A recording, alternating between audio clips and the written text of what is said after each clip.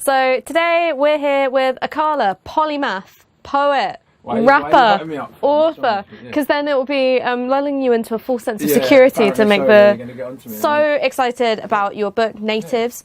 I read it in basically a single sitting on a train journey. How? On a PDF. I was just like, okay. You did the uni read. Yeah, but it was fantastic, and if you haven't copped it, you really ought to. And I guess the first question that I have for you is, we're facing a really uncertain future. Climate catastrophe, Brexit, increasing conflict as we move towards a more multipolar world system. So why does it feel so timely for you to take this step back and look to the past of empire?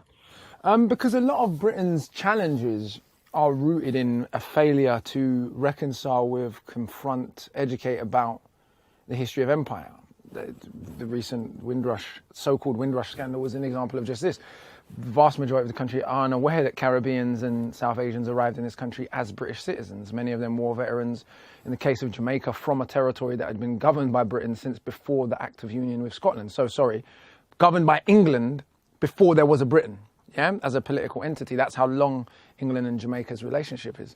And so the idea that we are immigrants, those of us who came from Commonwealth countries, but the hundreds of thousands, in fact, 1.6 million people that came from Ireland and Europe after the war are part of the white working class, is one of these deliberate outcomes of actual ruling class policy. And I'm not saying that to be hyperbolic, I'm saying it because I've looked at the documents, and that was part of the programme. They felt that they could make proper Brits of the people that came from Europe, even though they did not treat them very, very well.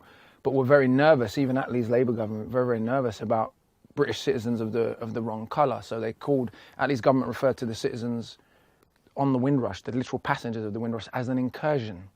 These were fee-paying British citizens, many of them war veterans, many of them skilled workers. And so this failure to reconcile with all of this history, to understand what Britain's role in the world has been and how the rest of the world perceives that role, and what America's role since World War II has been, and our role in that, and how that is going to affect our lives going forward as the world adjusts to the rise of China, to the return of India as a global power, to the shift of the world economy towards Asia. All of those things are going to have real world effects for individuals living in the UK. I mean, you mentioned Clement Attlee just now, and it's something which appears early on in the book, which is, you say that to understand the management of race to this day, whether it's the overstaffed mental hospitals, the severe incarceration rates, exclusion rates, etc., you have to understand how it is we came to be here. Correct, yeah. And it's interesting to me that the Attlee government is something which is really held up and valorised by, this iteration of Corbyn's Labour Party. Does that fill you with a sense of mistrust or concern? I think people just have to own their class interest, and we have different class interests, even those of us who came from working class backgrounds, based on our relationship to the British state historically. So I completely understand why, if you are part of what calls itself the white working class, you can romanticise Attlee's government and see only the good things they've done, the building of the NHS, the building of the welfare state, etc. But if you're a Malaysian who was bombed by Attlee's government, your opinion then might be slightly different. If you're a Caribbean who was referred to as an incursion despite paying for yourself to come to your own country, and that government then set in process the mechanisms by which eventually Caribbeans and Asians would be stripped of their British citizenship, then of course your attitude towards that government is going to be quite different. And so what happens is there can be a norm, a sort of, on the left, what is considered the white working class norm. And if you question that, you're dividing the working class or any of this crap. So apparently we're supposed to ignore that Attlee's government called our grandparents an incursion to accommodate you. Because if we mention that, we're bringing up identity politics, even though our grandparents' citizenship was stripped of them because of their identity. We're supposed to ignore that. Similarly, if a Malaysian says, well, hold on a minute, this guy bombed Malaysia to try and keep British control in that part of the world in that same period. And so I think it's just different class interests and different relationships to the British state that end up with people having different analyses. There's nothing wrong with people respecting the building of the NHS and the building of the welfare state, but that does have to come in context of the history of the British Empire and in the history of where Britain was at that point. Us becoming a multi-ethnic society was not actually a legacy of the British Empire. It was an accidental legacy of World War II. For the hundreds of years that Britain ruled the Caribbean, it never dreamed of inviting its black Caribbean slaves to live in Britain in any significant numbers. It was only because of the desperation of World War II and needing Caribbeans and Asians and West Africans to fight that we came to be here. So, for example, when they were recruiting in British West Africa, the local governments were very concerned about two things, actually. You see this in Frank Furedi's book, The Silent War. They were concerned that the West Africans should not be given the impression that it was a war for democracy, lest they got the opinion that democracy applied to them after the war, which is exactly what happened. And they were very concerned not to badmouth the Germans too much, in case disobedience to one branch of the white race taught them disobedience to another branch. This is, you can read Frank Furedi's book. These are quotes directly from British colonial governors in that period of the world. So we really underestimate the massive impact World War II had on the racial balance of world power and on the undermining of what was presumed common sense white supremacy up until 1939, really. I mean, it was a tremendous driver of the civil rights movement, which is you send over these black GIs, they spend years killing blonde-haired, blue-eyed men in the fatherland, they come back and then suddenly they can't. They've got no rights, yeah, exactly. And the Western governments were cognizant of that at the time. That's what I'm saying. There's loads of evidence of them saying the danger of using colonial troops in Europe. The French got a lot of stick for this during World War I as well. Or was it World War II? Let me check that one. But anyway, the French got loads of stick for using colonial troops, Senegalese colonial troops. I think it was actually World War II, because of what they feared the racial consequences would be. They wouldn't be obedient when they came back to the colonies. It would undermine what colonial governors at the time called white prestige. The other thing they were concerned about, ironically, and this was even true of our grandparents coming here, was that we would see white people at their worst. See, in Jamaica, the only white people we knew, and by the way, at their worst is what they said. That's not what I'm saying. The only white people we knew in Jamaica, or our great-grandparents knew, were aristocracy, right? So obviously they were concerned that when my grandmother came here and they integrated with the white working class, they would realize they'd been fed lies, that actually most white people were poor and most of them were uneducated still in that period. I remember my uncle saying, I come to England and I can't believe it's a white man I sweep street, right? And he couldn't believe that there were white street sweepers. It sounds stupid today. I mean, that was one of my favourite moments in the book, actually, is when you talk about your uncle, 5 years old, straight off the boat, being like, what do you mean there are poor white people here? Yeah. It seemed to me like it was the opposite of that moment in Black Skin's White Mask where Fanon goes to Paris and he discovers his blackness. And that for him is the moment where the illusion is shattered. Whereas you've got this kind of photo-negative moment where it's actually upon contact with poor whites. Yeah, well, remember, a lot of those Caribbeans who could even fill in the forms. I mean, after 300 years of British rule, there was less than 20% literacy in Jamaica. That percentage of Jamaicans that were literate were middle-class civil servants. So they come to a country in which the vast majority of the people are working class, are poor and uneducated, and find that even though they're black, they are now all of a sudden in contact with white people with whom they are better educated. They've never been in that situation before. They assume that all of the white people in the world live like the ruling class in Jamaica because that's what they'd been fed. Sounds stupid, but there was no TV and there was no internet. And so in a weird way, seeing white working class people had the exact effect that the ruling class didn't want it to have. The white prestige was shattered, but also they realized, we've been lied to. Like, this is what they've done to their own people. They've been teaching us for so long. They're so civilized and everything is wonderful and it's the mother country and everybody's rich and wealthy, which is what we were being taught what my grandparents were being taught in the Caribbean.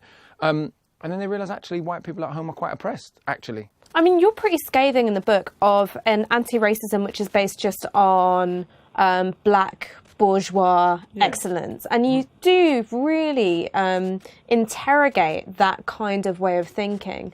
What do you think the potential is right now for a multi-ethnic, anti-racist, class-based movement? I think it depends where in the world you are. I think it would be really arrogant of us to say to black Americans, for example, given the history of white supremacist, racist terrorism in America, lynchings, etc., from the white working class, given the history of the banning from unions, etc., for us to go and tell black Americans, you must accept our analysis. No, they must not. They've got to figure out for themselves as black Americans, based on their particular history, what to do next. But the situation for black and brown British people is quite different. We were moved into hoods where white people already lived. And even though there was certainly a violent racist reaction, there's nothing that can be compared to lynching in America. And it would be disrespectful to put it in that same category. And in a way now, Broadwater Farm or Stonebridge or Toxteth, these are multi-ethnic working class neighbourhoods. Whether or not that's going to translate into a multi-ethnic political struggle, I don't know, because I think a lot of, Marx warns against this himself, and I'm not even sure I would consider myself a Marxist. That's how I would define myself. A lot of people might be surprised by that. But Marx himself warned against it, this sort of idealization of the working class, this idea that the passions that middle-class analysts or people as intelligent as Marx himself see and have the time to sit down and write about, that are felt from within that class itself. I don't think, when I was growing up, most of my brethren were not talking about seizing the means of production. That's the truth. They were talking about how can I pay my rent and keep my gas on, and how can I create a situation where my kids don't have to choose between, gas and electric every winter, and maybe I have some half decent clothes. Those were the things that were concerning poor people.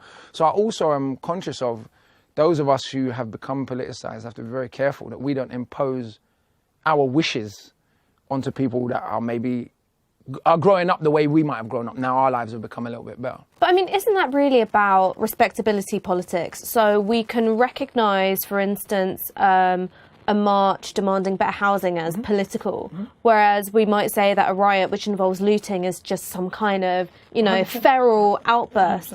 And I feel that there's a bit of an overlap with maybe some of the pop cultural analysis that you do in this book, because you talk about how your own attitude towards making music has changed. Your attitude towards the celebration of violence has changed. Use of the N-word has changed. I think at one point in the book you say no truly self-loving people can celebrate their own death. Is there at times a danger of sort of lapsing into reinforcing a binary between so-called conscious and, I guess, unconscious rap, and then thinking about how that maps onto politics? Yeah, I don't see that separation. I mean, Tupac is quite possibly the greatest gangster rapper of all time and the greatest conscious rapper of all time. And I don't see this celebration of violence, let's be clear, as an innate, uniquely black negative. Korean revenge cinema is very, very violent. Korea is a very peaceful country. I can watch every Italian mafia film, as I have done, and not come out thinking that all Italian people are in the mafia. If people listen to rap music and it drives them to believe that every young black boy sells crack and shoots people, that's their own stupidity. That's not rappers' fault. And I think we're even seeing now, with Krypton Conan opening that ice cream shop, with Giggs on his Instagram, spending more time on his Instagram posing with his daughter than anything else, right? We're seeing that what happens when young black men from the hood get some money, naturally it changes them, and not even in a negative way. When you're material, so just in case it's not clear, when I was talking about my friends wanting to improve their material life, I'm not saying there's anything wrong with that. It's perfectly legitimate desire in life. I suppose what I am saying, that doesn't mean that all poor people are Marxists, is the point I was trying to make. Not that it's wrong for poor people to want the norms of middle class life. Who doesn't want to have a comfortable life? Who wants to spend 12 hours a day working and have nothing to show for it at the end of 50 years in the factory or wherever it may be? But yeah, I definitely think another thing that's changed is as I've got older, I've felt that a lot of middle class black outrage, so-called gangster rap, for example, is more about middle class black people wanting to look respectable, because every other culture celebrates violence. And if you're arguing that it's going to make us look bad, what you're doing is you're normalizing the white gaze. You're saying it's going to make us look bad to who? Middle class white people don't say, Danny Dyer makes us look bad, right? Do you see what I mean? So it's still them refusing to interrogate why they think a white audience is not intelligent enough to know the difference between the black underclass and black people that are not part of the underclass, for example. But it's also a case of, 10 years later, 15 years later, things get, I guess, defanged. So what's interesting to me is that people who would have been terrified of NWA when they first came out are now praising NWA as conscious rap. Similarly with Giggs, I was reading this terrible article in the Telegraph about drill, and suddenly Giggs was being held up as this elder, sensible statesman, as if he, hadn't caught one. But even with me, I think for a lot of middle class, this doesn't happen with young black boys. One of the reasons I'm respected, whether people like it or not, is everyone knows how I grew up and what I was on and what my friends were on. I'm not that as different from Giggs as some people would like to believe. Difference is Giggs went to prison as a teenager and I didn't. I carried a knife as a teenager. My best friend used to steal his dad's gun from under the mattress and we was on the road. I'm not who they might want to. It's easy. One of the reasons I confess to a lot of this stuff in the book, a lot of stuff my mum did not know, right? And there's some stuff that we left out because we had to, right? But it's because I don't want people to put me on this pedestal as the unique Negro. Look at him. Why can't you all be like him? I ain't that different, fam. I am not suggesting that I'm in some innately moral, wonderful human. When my life was shit, or at least I felt it was shit, I behaved in some very shit ways. My life's good. I no longer behave in those ways. Neither does Giggs. Giggs ain't going to go out on the road tomorrow and be like, you know what? Even though my life's great and I'm on tour and I'm very well off now, you know what would make this all better? Going back to prison. He's not dumb enough to make that decision. Do you know what I mean? I know him personally. So I don't think people should try and make this big separation. Akala, the good black guy who reads all the books, isn't he wonderful? I was reading books when I was 15 and I was carrying a knife and I was in the black bookshop with my brethren and my oldest. So it's one of the main points I'm trying to make is that I am not that different from these young boys out here. In fact, ironically, there's loads of black boys I grew up with who weren't about this life. And me and my friends kind of looked at them as soft. And it's only when I got to 21, 22 where I was like, nah, I'm not on it no more. I'm not in it. And a lot of my brethren, I think, did say, right, like, you've lost it. Now, 10 years later, after 10 years of being in and out of jail, and, you know, one of my best friends got deported. He was in England since he was 2. You know, he was a naughty lad.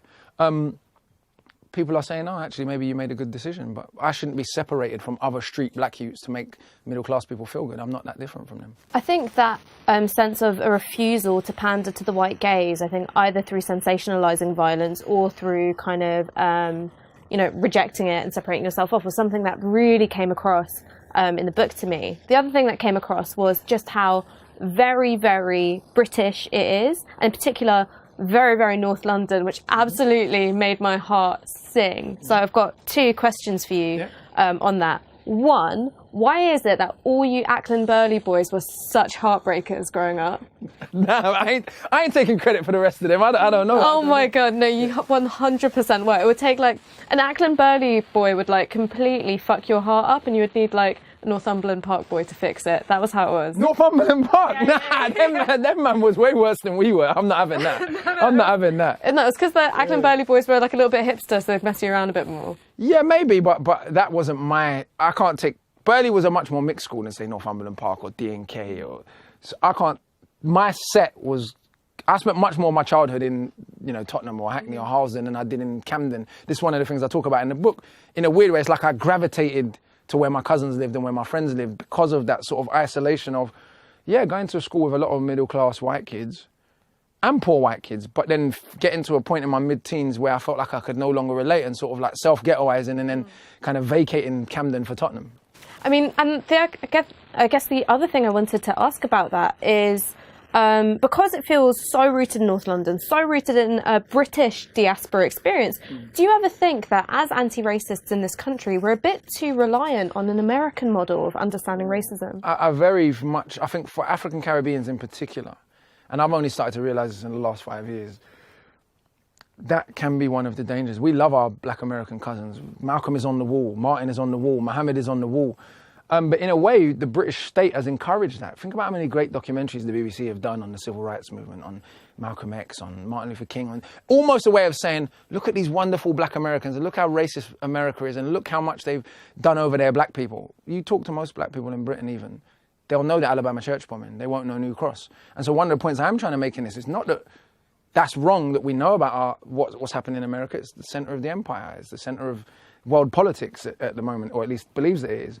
But one of the dangers is sort of othering the British struggle and that being sort of secondary importance. So I do think it's very, very important that we are as familiar with Stuart Hall as we are with Toni Morrison or Angela Davis. And at the moment we're not. We all know a Toni Morrison or Angela Davis, but we won't know a Stuart Hall or a Gilroy or a Gus John or a Claudia Jones. And those are equally important because our situation, as I've said, is quite different.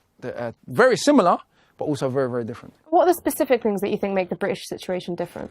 Well, the lack of formal apartheid. It meant that the British government had to try and achieve the outcomes of apartheid without having those legal mechanisms of actual segregation. And never really actually aimed to achieve the same things that America had. One of the things post-war British governments were really concerned about was the creation of actual black ghettos in Britain because they felt that was too troublesome. And so they did want a degree of assimilation. They didn't want to appear to be too racist. So they wanted to restrict Commonwealth migration on racial grounds, but then felt that the black people that were here, it would be too embarrassing to treat them as badly as they were being treated in America or Australia or Southern Africa. And so that subtleness of British racism is why a lot of people think you're going over the top. When you say police battered people in my family, people think you're just making it up to sound cool. But if they talk to Irish people over 50, they'll find similar stories. In fact, the Irish story, in a way, in post-war Britain shows exactly what I'm talking about. The Irish in America, by then, had very much become white. They were not really accepted until the mid-90s after the Good Friday Agreement. When I was growing up, Irish people in Kilburn getting battered by the police was still very, very normal. And so it's all of those different nuances, but mainly the fact of living in a neighbourhood that is not segregated. My business partner is from Vanderveer Projects in New York. And when she grew up, there were literally 0 white people in her neighbourhood or in her class. In fact, 0 non-black people. There is nowhere in Britain that is quite like that. Maybe Handsworth, maybe. And that's Caribbean and Asian even. Do you see what I mean? So it's not even like, there is nowhere where there's that complete level of spatial segregation. And that just creates a slightly different environment, a slightly different analysis, and also having that direct connection to the Caribbean or West Africa, to majority black polities, is very different from being essentially isolated in America and severed from, even though there's been migration from the Caribbean into America, severed from those connections to those places. And so there are similarities, but there are big differences that I think have to be wrestled with. And now we're coming more of cultural confidence. None of this is divorced from popular culture. Now we're coming more into our own. I think we're going to start analysing those things even more. One final question. The year is 2022. Yep. We have a Labour government. I'm off in Ibiza somewhere getting munted, and Prime Minister Jeremy Corbyn approaches you and says, you can suggest one single policy to significantly improve the conditions of people of colour in this country. What would you offer up? Probably what I would suggest, and I'll just say this publicly now because it is what it is, but I've been working with lots of different groups of young people for a while in the ends, and trying to look at what solutions there can be to some of the problems with serious youth violence and things of that nature. And one of the things that keeps coming up is this idea of setting up community-run boarding schools. And so the logic for that is very, very simple. Despite what we're reading in the press, so for example, in London, the percentage of black people in London that actually kill someone in any given year is less than 0.005%. Yeah, so there's over 1 million black people in London. There's always less than 50 murders in the community. So actually, even though there are definitely big problems, it's interesting the way those are being spun as if blackness is a sufficient common denominator. What's happening is the underclass within the black underclass is being used as a weapon against the people who are the primary victims of their crimes. The other 99% of black people who don't kill anybody are being held ethnically responsible. 47% of all the people in Britain's prisons were expelled from school as children. 24% were in the care system at some point. So the British government, the state, the Department for Education, the police themselves, if you read their own reports, understand very, very well what the common denominators are and what the predictors are for crime or later attraction to violent crime. That's as true in Glasgow or Liverpool as it is in London. So the rationale was saying, well, if these young boys who get expelled at 12 end up in a PRU and then end up causing problems later on, if they were removed and put on a farm in Cambridge, but with people who understand them, I don't mean middle-class missionaries. I mean, the man them go out to Cambridge with them, elders, train them, you swim in the lake, you get that. What it does, it achieves two things, is the argument. On the one hand, it tries to work with the group most at risk of causing problems, going to jail, being violent, etc. And the other hand, the other 99% of kids in Hackney or Tower Hamlets or Brixton or wherever else, who actually just want to go to school and get their grades and get a job despite being poor, they're freed from the burden of the young people who've been less fortunate than them, not just economically, but in terms of their family circumstance and everything else. So that would probably be, I think that would probably be the policy that I would suggest. It seems remarkably fleshed out, considering I just chucked this question at you out of nowhere. No, it's been something I've been thinking about quite a lot. Now, look at it like this. It's significantly more expensive to send a kid to prison than it is to send them to Eton. So we're perfectly fine to subsidise young, poor kids to be in the countryside. We just prefer they were in the countryside in a prison. And so even for people on the right, I'm expecting, hopefully, when these ideas get suggested, lots of support on the grounds that it's economically more efficient, if nothing else. And so, yeah, that the money is there, and it's whether the political will is there to say we'd rather repair the damage than add to it. If you've got a larger prison population, you've got more people growing up with parents in prison, you've got more people who go to prison. And Britain, incidentally, has the largest prison population in the whole of Western Europe right now, and we've got people who want to grow it. So that is probably the main solution I would suggest to achieving many of those outcomes: saving the taxpayer money, lowering serious youth violence, stopping allowing the black underclass being used as a weapon against the other 99% of black people, promoting education. There are so many things that we feel a policy like that, properly implemented, not as a means to spy on young people, which is what it could end up being used for, but as a means to seriously work with young people and repair some of the various damages that are in their life, is the policy I would suggest. Thank you so much for joining us today. It's been wonderful to have you. And yeah, Prime Minister Jez, get on it.